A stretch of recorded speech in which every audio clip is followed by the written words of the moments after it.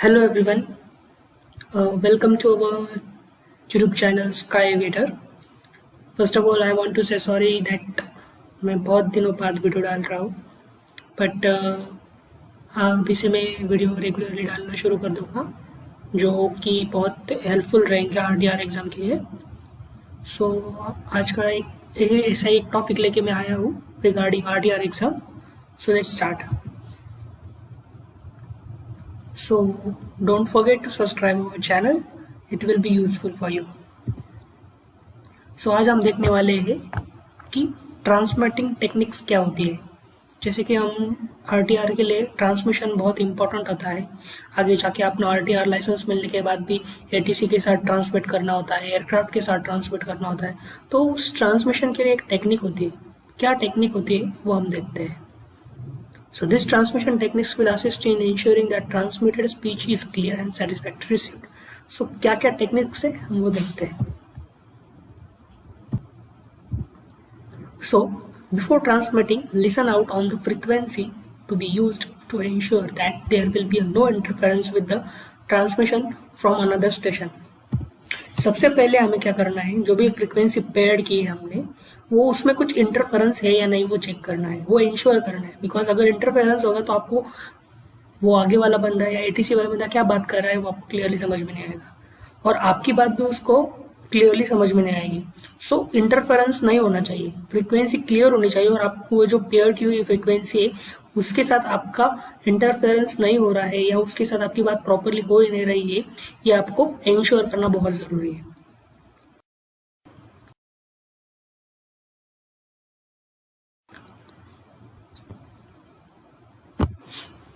Be familiar with good microphone operating techniques. Microphone operating techniques होती है, उसके साथ आपको बहुत अच्छा फेमिलियर होना चाहिए. Use a normal conversational tone and speak clearly and distinctly. एक टोन प्रॉपरली आपका होना चाहिए स्पीक करते हुए, उसी टोन से आप कंटिन्यूसली बोलना चाहिए. आपका टोन वेरी नहीं होना चाहिए कि यार अचानक लाउड होना चाहिए या फिर बहुत अचानक स्लो हो गया, ऐसा नहीं चलता. एक आपका टोन फिक्स कीजिए और उसी टोन से आप बात कीजिए. क्लियरली और डिस्टिंक्टली का मतलब आपको एकदम प्रॉपरली जो वर्ड्स आप बोल रहे हो वो क्लियरली समझ में आना चाहिए दूसरे को. सो क्लियरली एंड डिस्टिंक्टली आपको यूज करना है आपका टोन भी. Maintain an even rate of speech not exceeding 100 words per minute. So एक इवन रेट हमें फिक्स करना है, that is 100 words per minute. When it is known that element of the message will be written down by the recipient, speak at slightly slower rate. जैसे कि हम सब पता है कि आरटीआर एग्जाम में ये जो एग्जाम है हमारी कंडक्ट की जाती है उसमें हमें बोलना भी होता है और साइमल्टेनियसली लिखना भी होता है, और नॉट हमें लिखना होता है, जो हमारा एग्जामिनर होता है वो भी हमारा आंसर और खुद का जो ट्रांसमिशन है वो लिखता रहता है. सो हमें इस रेट से बात करनी है या इस रेट से हमें एग्जाम का आंसर देना है जिससे हम खुद भी लिख सकते हैं और एग्जामिनर भी प्रॉपरली लिख सकता है. सो वो अपने को जो रेट है वो अपने को मेंटेन करके रखना है, और उन्हें यहाँ पे फिगर बताइए that is 100 words per minute होना चाहिए. सो एक रेफरेंस के लिए मैंने बताया आपको. Maintain speaking volume at constant level. जैसे कि एक हमारे कान के लिए भी एक वी कैन से लेवल होती है, हमारे कान की आवाज सुनने की रेट होता है कि उस रेट तक हम अच्छे से सुन सकते हैं. अगर आपने जैसे कि हम फॉर एग्जांपल एक गाना सुन रहे हैं तो उसका अगर अचानक से हमने वॉल्यूम बढ़ा दिया तो अपने कान को ज्यादा तकलीफ होती है. सिमिलरली आप ट्रांसमिट करते समय अचानक अगर अपना वॉल्यूम बढ़ा दोगे, फ्रीक्वेंसी उसकी बढ़ा दोगे, तो सुनने वाला को भी अचानक से तकलीफ होगा या फिर वो आवाज उसको क्लियरली समझ में नहीं आएगी. सो एक आपका जो वॉल्यूम है कांस्टेंट लेवल पे आप फिक्स कीजिए कि यस एक स्पीच ऑफ रेट ऐसा रखिए जिससे कि आपको भी प्रॉपरली समझ में आप क्या बात कर रहे हो, और जो आपका एग्जामिनर है या फिर जो जिसको आप एक मैसेज ट्रांसमिट कर रहे हो उसको भी वो आवाज क्लियरली सुनाई देनी चाहिए. So volume at constant level भी बहुत इंपॉर्टेंट है. A slight pause before and after a number will assist in making them easier to understand. हर बात करते समय हम एक पॉज लेते हैं. ये चीजें सभी लोग जानते हैं कि एक पॉज इंपॉर्टेंट होता है, कि आप एक सेंटेंस कंप्लीट करने के बाद एक पॉज लेते हो, यानी कि यस एक सेंटेंस आपका ट्रांसमिट हो गया है. सो ये स्लाइड पॉज भी बहुत जरूरी है. Avoid hesitation sound like so जैसे कि हम कभी कभी कंफ्यूज हो जाए तो बोलते हैं लाइक हमें समझ में नहीं आता कि वो क्या बोलना है। मोस्ट ऑफ जैसे इंटरव्यूज में हमें देखा है कि एग्जाम करते समय किसी स्टूडेंट को कुछ आता मीन्स क्या बोलना है वो उनको क्लिक नहीं होता है, तो वो ऐसे बोलते हैं। तो ये भी हमें अवॉइड करना है, क्योंकि कैसा होता है हम जैसे फ्रिक्वेंटली बोलते रहते हैं, या आरटीआर एग्जाम में भी बहुत इंपॉर्टेंट है, क्योंकि उससे वो जज करते हैं कि आपका स्टडी कितना हुआ है क्लियरली। अगर आप आंसर देते हुए क्या हो गया उसको उनको पता चले इसका प्रिपरेशन में कुछ कम है, तो ये बाय डिफॉल्ट आपके एग्जाम पे भी इसका फॉल्ट आएगा। सो जस्ट ट्राई कि आप कॉन्फिडेंटली जो बोलना चाहते हो फ्रिक्वेंटली प्रॉपरली बोलिए, उसमें ऐसा कुछ हेजिटेशन साउंड मत ऐड कीजिए। सेम जैसे कि आपको आरटीआर लाइसेंस मिलने के बाद भी आपको ट्रांसमिट करना है एटीसी का, उसके टाइम भी ऐसे साउंड्स नहीं करने चाहिए। सो ये भी बात ध्यान में रखिए।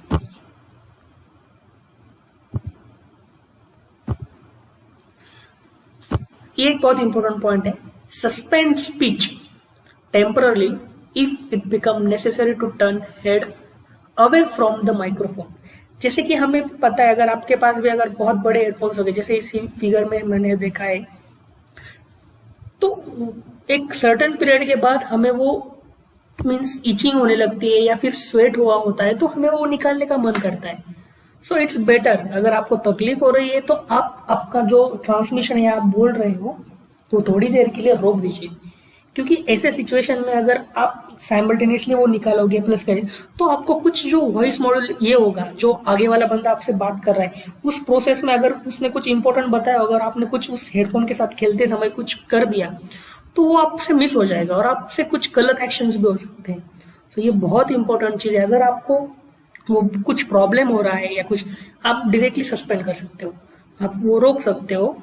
So it's very good suggestion कि अगर आपको लग रहा है कि यार बहुत टाइम हो गया है या मुझे बहुत ये इरिटेट हो रहा है, सो आप आपका स्पीच सस्पेंड कर दो और फिर सस्पेंड करने के बाद फिर वो माइक्रोफोन आपसे आपके सर के साथ से अलग करो, that is head away from the microphone. Okay, depress the transmit switch fully before necessary to turn the head away from the microphone। एक डिप्रेस्ड स्विच होता है, पीटीडी बोलते हैं हम, आगे वो भी देखने वाले हैं। तो वो स्विच भी कंप्लीटली आपको डिप्रेस करना रहता है, क्योंकि वो प्रेस करने के बाद आप ट्रांसमिट करते रहते हैं। जैसे आप एटीसी टावर के साथ भी बोलोगे ना, तो एक पीटीडी अगर आपने वो पीटीडी प्रेस किया हुआ है, अगर आपको हेडफोन निकालने हैं, आपको आपका ट्रांसमिशन सस्पेंड करना है, तो प्रॉपरली डिप्रेस होना भी बहुत इंपॉर्टेंट है। सो वो डिप्रेस होना बहुत जरूरी है अगर वो आप माइक्रोफोन निकालने वाले हो तो। ओके, आगे भी है वो point, depress the transmit switch fully before speaking and do not release it until the message is completed.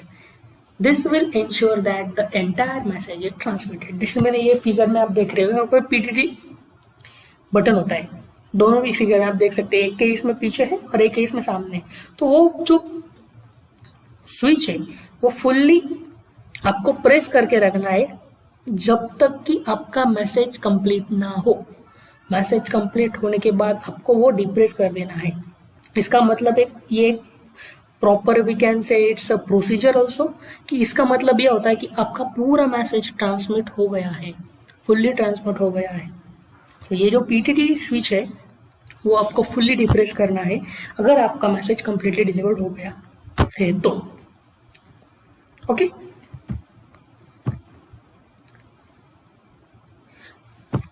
the transmission of long message should be interrupted momentarily from time to time to prevent the transmitting operator to confirm that the frequency is in use clear, and if necessary to permit the receiving operator to request repetition of part not received। अगर आपको बहुत बड़ा message weekend से deliver करना है तो कैसा होगा, अगर आप कंटिन्यूसली वो फास्ट बोलते जाओगे, जरूरी नहीं कि वो सामने वाले बंदे को पता चल गया कि आपने जो कंप्लीटली सेंटेंस बड़ा वाला बोला है वो उसको कंप्लीटली समझ में आया। तो क्या होता है, आपको वो क्या करना है, स्टेप बाय स्टेप में बताना है। जैसे कि एक फिगर यहाँ पे पास में फिगर जो दी है उसमें आपको एक्चुअली ट्रांसमिट करना है कंप्लीट शॉर्ट में, to kill 2 birds with 1 stone। Okay, तो आप उसको मोमेंटरीली बोलना है, like 2 to kill two birds, you can say उसको आपको चंक्स में डिवाइड करना है और उसका एक्नॉलेजमेंट लिया है कि वो जो बंदा है सामने वाला, उसको ये मैं जो बता रहा हूँ वो प्रॉपरली सुनाई दे रहा है या नहीं, या उसने प्रॉपरली सुना है कि नहीं, रीड बैक लेना है उससे। फॉर एग्जाम्पल, इसका मतलब इस सेंटेंस में उनको यही बताना है कि आपने उनसे प्रॉपरली रीड बैक लिया है कि नहीं, या उस बंदे को ये सब चीज समझ में आई है नहीं। सो आपको वो कंटिन्यूअसली रोक के एक्नॉलेज कर लेना है या फिर उसका रीड बैक लेना है। सो ये कि बहुत इंपॉर्टेंट पॉइंट है एग्जाम प्रोस्पेक्टिव से भी, और आपको आगे जाके आरटीआर लाइसेंस मिलने के बाद भी ये काम आने ही वाली है। So microphone position near the mouth should be charged and correct distance should be maintained all the time. So ये जो माइक्रोफोन होता है उसका जो डिस्टेंस है अपने माउथ से एक प्रॉपर डिस्टेंस पे होना चाहिए। जैसे इस फिगर में बताया कि उन्होंने एक प्रॉपर डिस्टेंस रखा है उस माइक का, क्योंकि जितना अगर पास में होता हो आगे जाके फिर से आपको इंटरप्शन भी आ सकता है, ये भी हो सकता है, डिस्टॉर्शन भी हो सकता है। सो यस, एक फिक्स पोजीशन लेना है, उसको मेंटेन करके हमें रखना है। ओके, और वो चार्ज होना भी बहुत इंपॉर्टेंट है। Okay, so change of position of mouth can result in over modulation and consequent distortion if brought too close to the mouth. जैसे कि मैंने बताया कि एक ओवर मॉड्यूलेशन उसके साथ हो सकता है और डिस्टॉर्शन होने के भी चांसेस बहुत बढ़ जाते हैं। तो एक कांस्टेंट डिस्टेंस मेंटेन करके हमें उस माइक का रखना है। ओके, सो ये थी बहुत इंपॉर्टेंट सभी टेक्निक्स जो आपको मेंटेन करनी है। तो गाइज, ये एग्जाम प्रोस्पेक्टिव से भी बहुत इंपॉर्टेंट है। सो और एक बात, अभी एक्चुअली मैं पार्ट 1 की भी बहुत सारे इंपॉर्टेंट टॉपिक्स लेने वाला हूँ जो आपको एग्जाम प्रोस्पेक्टिव से हेल्प करेंगे। और सब टॉपिक्स होने के बाद I have some question papers जो फ्रिक्वेंटली पूछे जाते हैं आरटीआर एग्जाम में, तो वो भी हम डिस्कस करेंगे। फिर पार्ट 2 का मैं भी थोड़े बार वीडियो डालने वाला हूँ। सो कीप इन टच, बहुत सारे लोगों तक ये वीडियो शेयर कीजिए, आपके दोस्तों को भी बताइए कि यस कंटेंट आने वाला है, आपको बहुत उससे हेल्प होगी एग्जाम के लिए भी।